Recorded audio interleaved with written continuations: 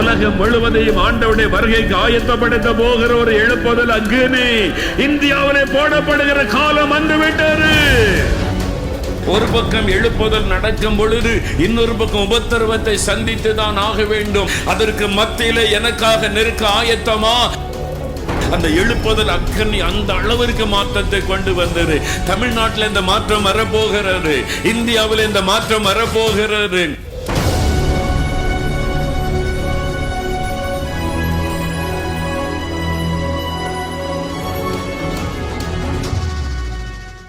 எழுப்புதலுக்கு தேவன் பயன்படுத்துகிற ஊழியர்கள், அந்த ஊழியர்களுக்காக செபிப்பது, அது ரொம்ப முக்கியமான ஒரு காரியம். பழைய ஏற்பாட்டு காலத்துல தேவனுடைய ஆலயம் இருந்தது. அதில் பிரதான ஆசாரியர்கள், லேவியர்கள், அவங்க தேவாலயத்தை சுற்றி தான் அந்த ஊழியம் இருந்தது. அதுதான் பழைய ஏற்பாட்டு கால ஊழியம். புதிய ஏற்பாட்டிலே நம்ம வரும்போது வேதத்தில் எபேசிய 4 சொல்லப்பட்டபடி 5 விதமான ஊழியங்கள்: அப்போஸ்தலர்கள், தீர்க்கதரிசிகள், சுவிசேஷகர்கள், அப்புறம் மேய்ப்பர்கள், போதகர்கள். 5 விதமான ஊழியங்கள் இப்போ நடந்து கொண்டிருக்கிறது. 5 விதமான ஊழியங்கள் புதிய ஏற்பாட்டில எழுப்புதலின் விளைவாக உண்டான புதிய ஊழியங்கள். அதைத்தான் அப்போஸ்தலர் நடபடிகளிலே நம்ம பார்க்கிறோம். இந்த 5 விதமான ஊழியங்களும் நிறைவேறினதை அப்போஸ்தலர் நடபடிகளிலே பார்க்க முடியும். இப்பவும் அந்த மாதிரி ஊழியம் நடக்கிறாரு. இந்த ஊழியர்களை தான் ஆண்டவர் பயன்படுத்தி எழுப்புதலை பரவ செய்தார். அப்போஸ்தலர் நடபடிகள் 2 உண்டான எழுப்புதல் ஆசியா கண்டம் முழுவதிலும் பரவினது, ஐரோப்பா கண்டம் முழுவதிலும் பரவினது. இதில் சுவிசேஷகர்களை கர்த்தர் பயன்படுத்தினார். பிலிப்பு என்கிற சுவிசேஷகன் அப்போஸ்தலர் 8 சமாரியாவில் போய் பலத்த அற்புதங்களை செய்த போது அநேகர் ரட்சிக்கப்படுகிறார்கள். ஸ்தேவான் அவர் ஒரு சுவிசேஷகர் தான். அவர் ஒரு சுவிசேஷ ஊழியத்துக்கு அழைக்கப்பட்டவர். இது மாதிரி சுவிசேஷகர்கள், மெய்ப்பர்கள், அப்போஸ்தலர்கள், சில அகபு என்கிற தீர்க்கதரிசி. நீங்க அப்போஸ்தலர் நடபடிகள் 13 வாசிக்கும் போது பவுல், பர்னபாலாம் தீர்க்கதரிசிகளாகவும் போதகர்களாகவும் இருந்தாங்க. ப்ராஃபட்ஸ் அண்ட் டீச்சர்ஸ் 2 விதமான ஊழியத்தை சபையிலே நிறைவேற்றினார்கள் என்று வேதத்தில் நமக்கு சொல்லப்பட்டு இருக்கிறது. இதான் அந்த புதிய ஏற்பாட்டு காலத்தில் உள்ள ஊழிய அழைப்பு. இதே மாதிரி தான் இப்பவும் இந்த உலகத்துல அப்போஸ்தலர்கள் இருக்கிறாங்க, தீர்க்கதரிசிகள் இருக்கிறாங்க, மெய்ப்பர்கள் இருக்கிறாங்க, சுவிசேஷகள் இருக்கிறாங்க, நல்ல போதிக்கிறவங்க இருக்கிறாங்க. அப்போ இவங்கள தான் எழுப்புதல் திட்டத்துல தேவன் முதன்மையாய் வைத்து பயன்படுத்துகிறார். எல்லாரையும் ஆண்டவர் பயன்படுத்துகிறார். ஆனா தலைமையில் இருக்கிறவங்க இந்த ஊழியர்கள் தான்.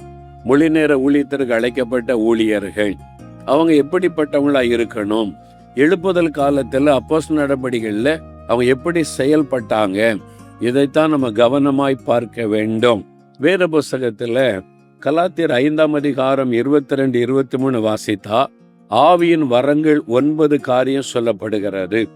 அதே மாதிரி 1 கொரிந்தியர் 12 8 முதல் 10 வசனங்கள் வாசித்தால் ஆவியின் வரங்கள் 9 சொல்லப்படுகிறது.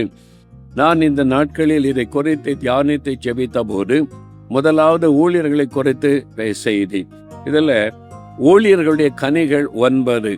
நான் அறிந்த அளவில் வேத புஸ்தகத்திலிருந்து அப்போஸ்தலர் நடபடிகள்ல இருந்து ஊழியர்களுடைய கனிகள் 9. இந்த ஊழியர்கள் இப்படி இருந்தாதான் எழுப்புதல் பரவி செல்ல முடியும். அப்ப நமக்குள்ள ஒரு மனம் திரும்புதலும் அர்ப்பணிப்பும் அவசியம். அப்ப ஆண்டவர் என்ன எதிர்பார்க்கிறார்? அப்போஸ்தலர் 5 15, 16 வசனம் வாசிங்க. பிலியானிகளை படுக்கையின் மேலும் கட்டில்களின் மேலும் கிடத்தி பேதுரு நடந்து வருகையில் அவருடைய நிழலாகிலும் அவர்களில் சிலர் மேல் படும்படிக்கு அவர்கள் வெளியே வீதிகளை கொண்டு வந்து வைத்தார்கள். சுற்று பட்டணங்களிலிருந்து திரளான ஜனங்கள் பிணியாளிகளையும் அசுத்த ஆவியினால் வாதிக்கப்பட்டவர்களையும் எருசலேமுக்கு கொண்டு வந்தார்கள். அவர்கள் எல்லாரும் குணமாக்கப்பட்டார்கள். எழுப்புதல் காலத்துல சபை எப்படி இருந்துச்சு? எருசலேம் சுற்று வட்டாரத்திலிருந்து, கிராமங்கள், பட்டணங்களில் இருந்து வியாதியஸ்தரை எல்லாம் எருசலேமுக்கு கொண்டு வந்தாங்க. ஏன்? எருசலேமில் தான் சபை இருந்தது.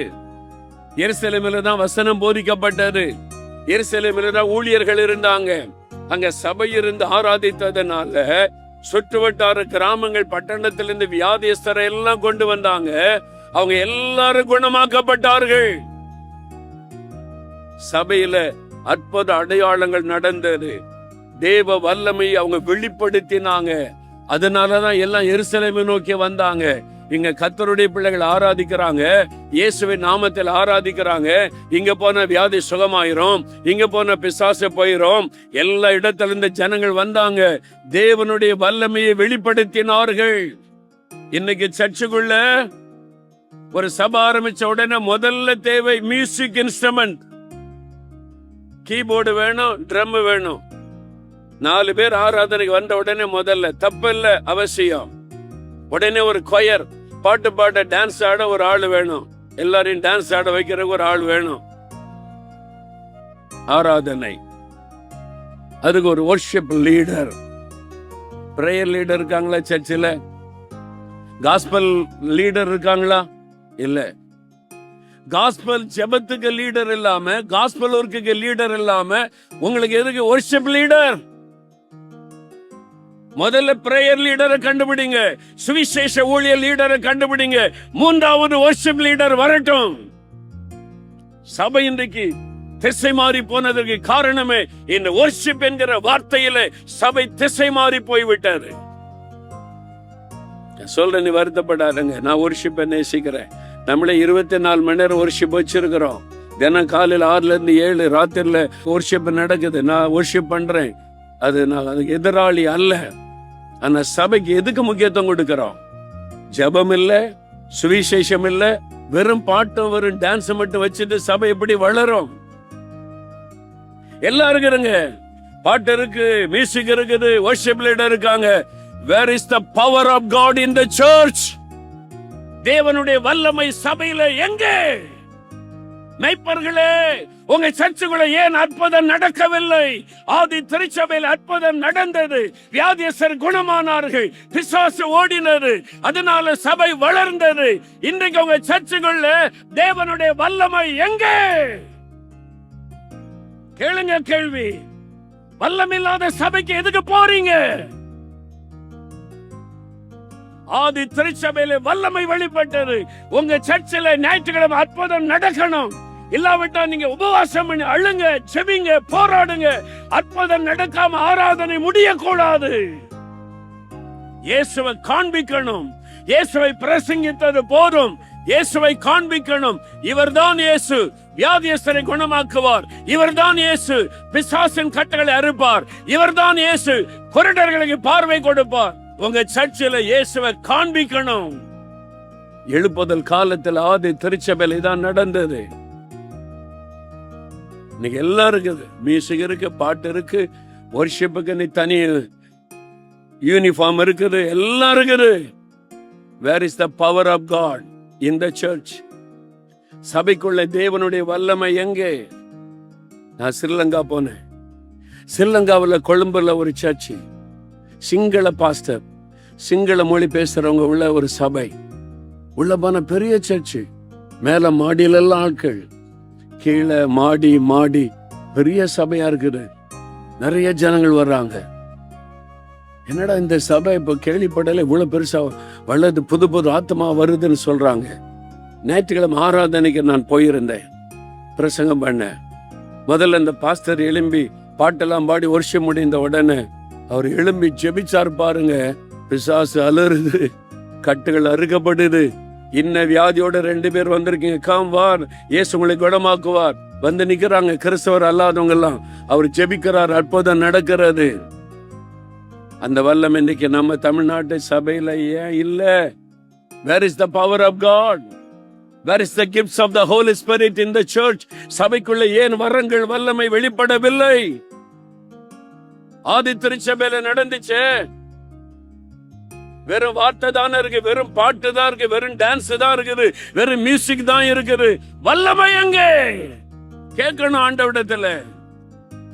78 வருஷம் அந்த ஜபக்குள்ள ஆரம்பிச்ச புதுசுல, அந்த ஆரம்ப காலம் ஊழியத்துக்குள்ள நான் அப்போஸ்தலர் நடப்பிலாம் வாசித்து ஜெபம் பண்ணிக்கிட்டே இருப்பேன். அதெல்லாம் வச்சு 4 மாவட்டியில ஒரு அம்மா சாக கிடக்குறாங்க, ஜெபிக்க வரணும்னு கூப்பிட்டாங்க. ராத்திரி 9 மணிக்கு நான் போனேன். உயிர் ஊசலாடுகிறது. இவங்களுக்கு என்ன ஜெபிக்கிறது ஆண்டவரே? உன்னை எழுப்பினல்ல, மரண படிக்கல எழுப்ப மாட்டேன், நான் ஜெபம் பண்ணேன். நானும் ரொம்ப விசுவாசத்தோடு ஜெபிச்ச அற்புதம் நடக்கும். நீ ஒண்ணு நடக்கல, அப்படியேதான் இருக்காங்க. ஜெபிச்ச ஒண்ணு நடக்கல. கொஞ்ச நேரம் இருந்துட்டு வெட்கப்பட்டு போயிட்டேன். தூக்கம் வரல. வீட்டுல போனேன், தூக்கம் வரல. பைத்தியக்காரனை போல ரூம்ல நடந்து கொண்டு முழங்கால் பண்ணிட்டு, where is your miracles O Lord? ஆண்டவரே, உங்களுடைய அற்புதங்கள் எங்கே?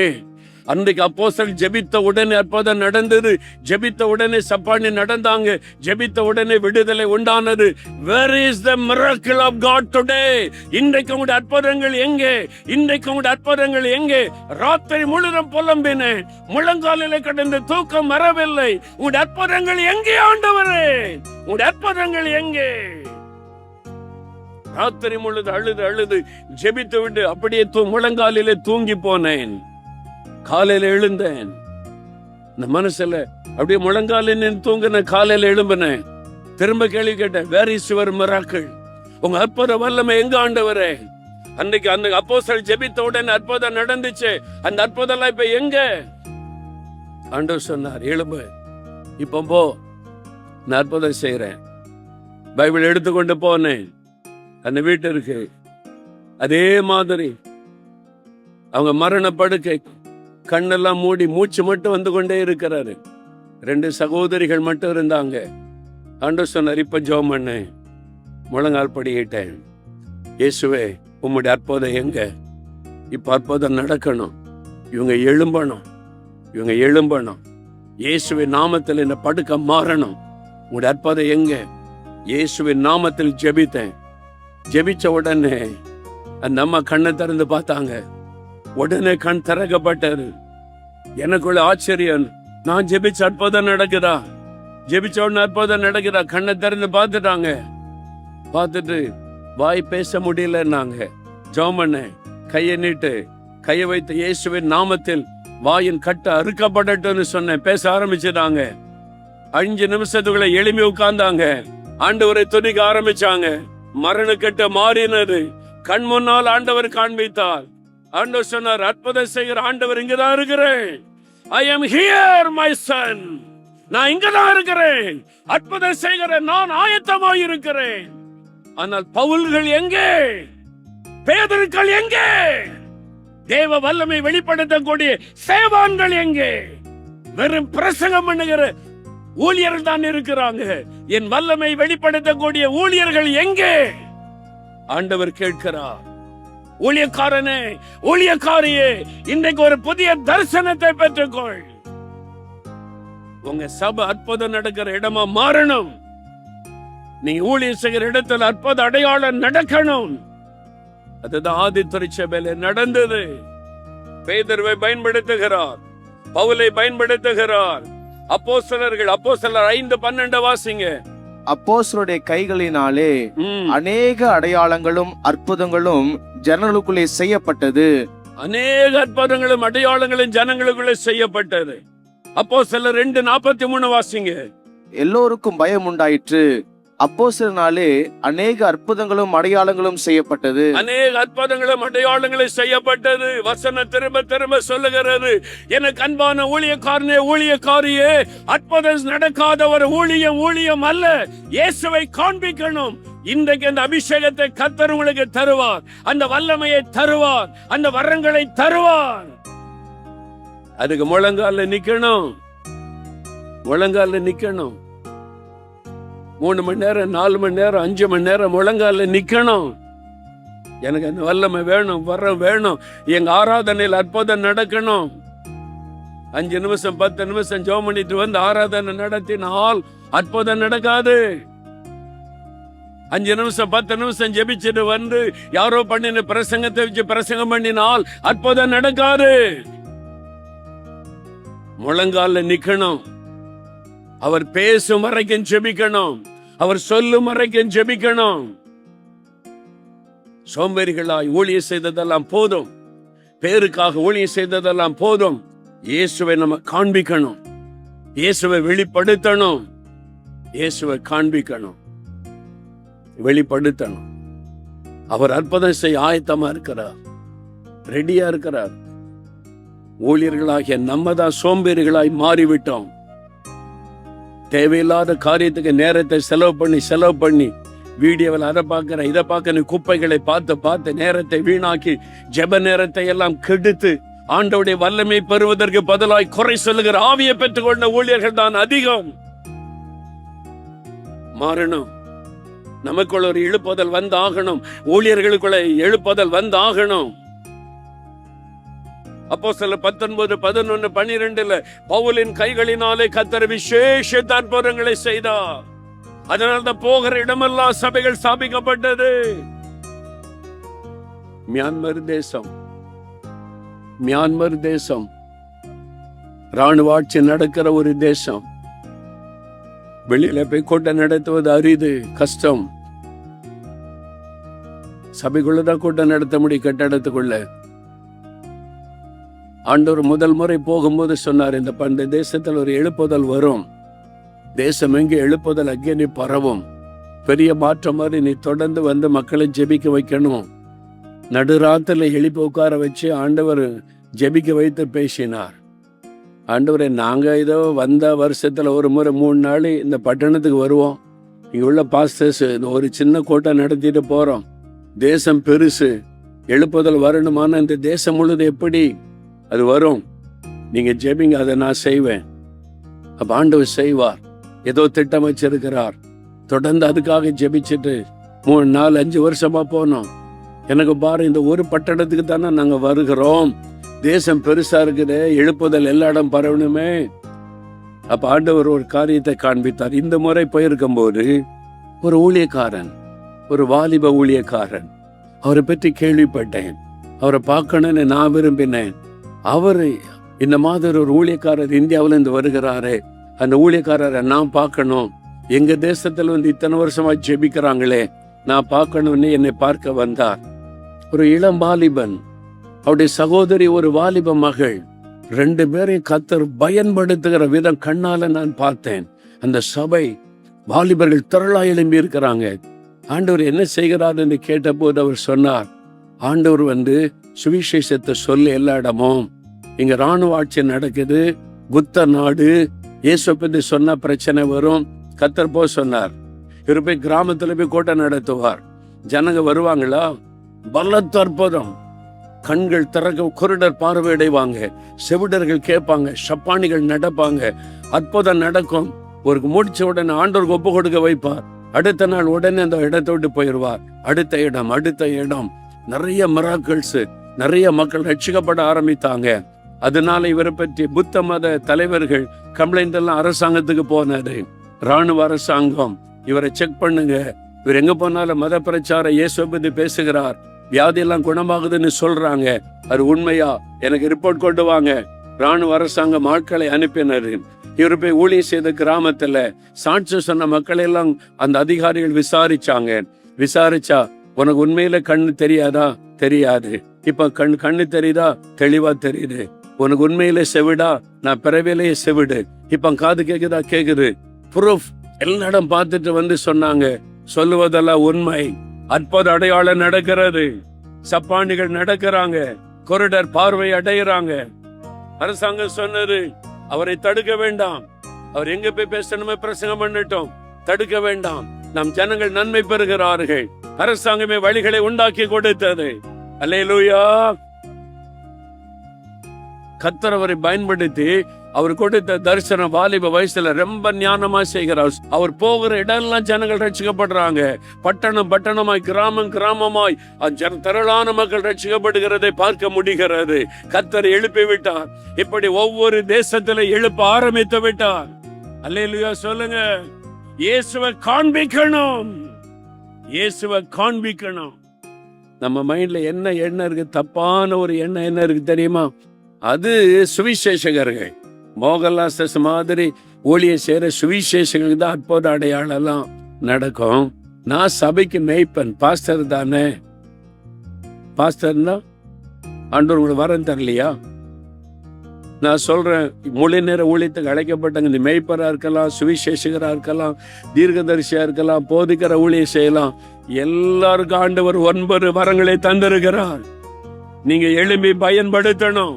ஆண்டவருக்காக கிரியை செய்யணும். சுவிசேஷத்தை அறிவிக்க அத்தனை வரங்களும் வெளிப்படும். ஊழியர்கள் எழும்பணும். இனி எனக்கு வரம் இல்லை நீ ஒரு ஊழியர் சொல்லக்கூடாது. ஆண்டவர் தந்திருக்கிறார், பயன்படுத்துங்க, எழும்புங்க. அதான் கர்த்தர் சொல்லுகிற ஒரு காரியம். இதுக்கு தான் நம்ம ஜெபிக்க போகிற. எல்லாரும் எழுந்துருங்க. உங்க சபையில நீங்க பார்க்கிற ஊழியர்களை கர்த்தர் இப்படி பயன்படுத்தணும். ஊழியர்கள் மத்தியில எழுப்புதல் வரணும். ஊழியர்கள் மத்தியில ஒரு ஆவிக்குரிய மாற்றம் வரணும். ஊழியர்கள் மத்தியில் ஆவியானவர் ஊற்றப்பட்டு ஆதி திருச்சபை ஊழியர்களை போல எல்லாரையும் மாற்றணும். ஆண்டவர் பேசுற வார்த்தைக்காக ஸ்தோத்திரம் பண்ணுங்க. வாய் திறந்து ஸ்தோத்திரம் பண்ணுங்க. ஆண்டவரே ஸ்தோத்திரம் சொல்லுங்க. துதிங்க. ஹல்லேலூயா, ஹல்லேலூயா, ஹல்லேலூயா. கர்த்தருடைய ஊழியக்காரர்களுக்காய் ஜெபிக்க போகிறோம்.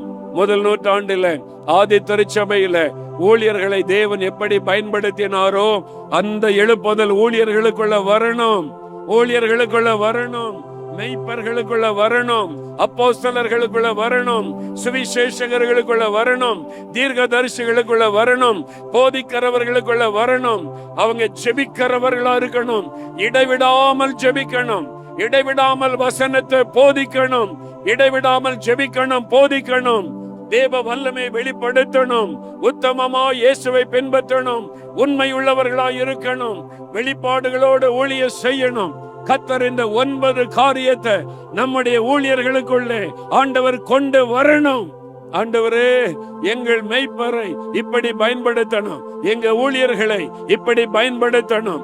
எங்கள் ஊழியர்கள் இப்படிப்பட்ட அபிஷேகத்தோட செயல்படணும். ஆண்டவரே, எங்கள் ஊழியர்கள் இடைவிடாமல் ஜெபிக்கணும். எங்க சபைகளில இடைவிடாமல் ஜெப சத்தம் கேட்கணும். எல்லாரும் சொல்லுங்க, எங்க சபைகளில இடைவிடாமல் ஜெப சத்தம் கேட்கணும். சர்ச்சஸ்ல இடைவிடாமல் ஜெப சத்தம் கேட்கணும். எப்பொழுதும் வசனம் போதிக்கப்படணும்.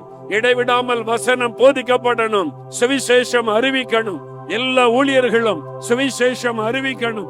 கிராமங்கள் தோறும், பட்டணங்கள் தோறும் சுவிசேஷத்தை அறிவிக்கணும். தேவ வல்லமையை வெளிப்படுத்தணும். எங்க சபைக்குள்ள அற்புதம் நடக்கணும். ஆராதனையில் அற்புதம் நடக்கணும். ஆராதனையில வியாதியஸ்தர்கள் சுகமாக்கப்படணும். வல்லமை வெளிப்படணும். எல்லாருக்குள்ள ஒரு மனம் காணப்படணும். பெருமைகள் மாறணும். சுயநலங்கள் மாறணும். தேவனுடைய ராஜ்யத்தை கட்டுகிற ஒரு மனம் உண்டாகணும். ஆண்டவரே, பாடுகளுக்கு அர்ப்பணிக்கணும். பாடுகளை கண்டு பயப்படக்கூடாது. பாடுகளுக்கு அர்ப்பணிக்கணும். அந்த இருதயத்தை தாரும். உத்தமமாய் உம்மை பின்பற்றணும். உத்தமமாய் குற்றம் சாட்டப்படாத வாழ்க்கை வாழணும். குற்றம் சாட்டப்படாத ஊழியம் செய்யணும். ஜெபிங்க. உண்மை உள்ளவர்களாய் இருக்கணும். உண்மை. ஆண்டவரே, வெளிப்பாடு பெற்ற ஊழியம் செய்யணும். ஜெபிங்க. ஹல்லேலூயா. ஆண்டவரே, எங்க தமிழ்நாட்டுல, எங்க இந்தியாவுல எல்லா ஊழியர்களையும், மெய்ப்பர்களை, சுவிசேஷகர்களை, தீர்க்கதரிசிகளை, போதிக்கிறவர்களை, அப்போஸ்தலர்களை ஆதி திருச்சபையில நீர் பயன்படுத்தின ஊழியர்களை போல பயன்படுத்தணும். அவங்களுக்குள்ள ஒரு ஜெப அபிஷேகம் வரணும். போதிக்கிற அபிஷேகம் வரணும். சுவிசேஷத்தை அறிவிக்கிற அபிஷேகம் வரணும். உண்மையும் உத்தமமாய் பின்பற்றணும். பாடுகளை சகிக்கணும். ஆண்டவரே, வெளிப்பாடுகளோட ஊழியம் செய்யணும். அந்த அபிஷேகம் இறங்கட்டும். கர்த்தர் அப்படிலாம் செய்ய போகிறார். ஆமென். For further details and prayer support, contact Jesus Redeems Ministries, Nalumavudi, Thoothukudi District, 628-211. Our phone number 04639-353535. info@jesusredeems.org. Our website www.jesusredeems.com. God bless you.